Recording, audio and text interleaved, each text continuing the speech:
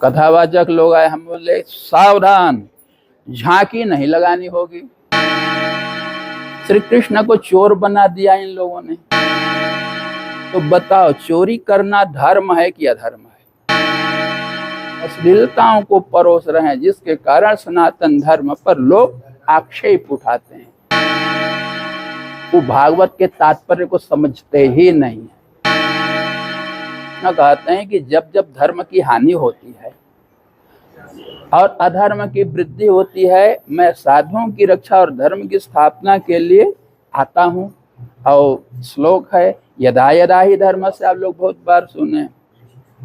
अब हम कथा आपके माध्यम से कथावाचकों से पूछ रहे हैं, श्री कृष्ण को चोर बना दिया इन लोगों ने।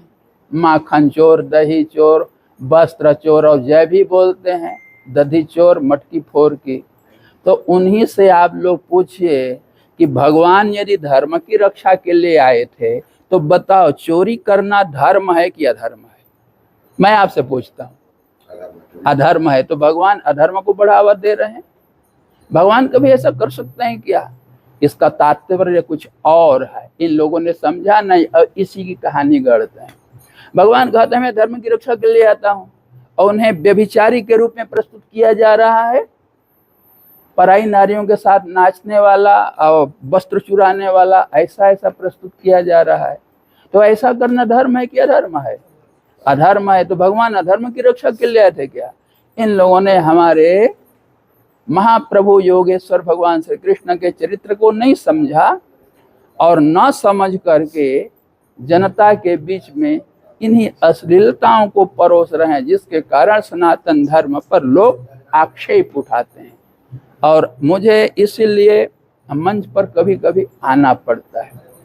भागवत कथाकारों से हमारी बनती नहीं है, वो भागवत के तात्पर्य को समझते ही नहीं है। बस एक ग्रंथ पहुंचा विदेश में, ज्वरे कंटकारी देया, कंटकारी को दीजिए ज्वर में, उसका अर्थ है। तो उन्होंने सोचा कंटक जोड़ अरी, कंटकारी दीर्घ संधि हुई है।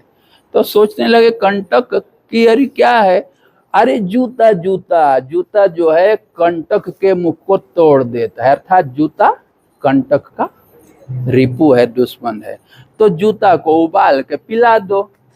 तो क्या यही आयुर्वेद के ग्रंथ का अर्थ है? जबकि यहाँ का व्यक्ति जानता है कंटकारी माने भटकटैया, जिसमें कांटे होते हैं, गोल गोल फल होता है, उसको जर में देने से ज्वर दूर हो जाता है। इसी प्रकार उसके तात्पर्य को न समझ करके इन लोगों ने नाचना गाना शुरू। हमारे यहाँ तो 4-4 घंटा लोग बैठ रहे हैं, कोई गाना नहीं, कोई बजाना नहीं, कोई चुटकुला नहीं। आइए लोग जो आते हैं मंचों पर, गाएंगे, समय बर्बाद करेंगे, नचाएंगे, समय बर्बाद करेंगे, चुटकुला सुनाएंगे।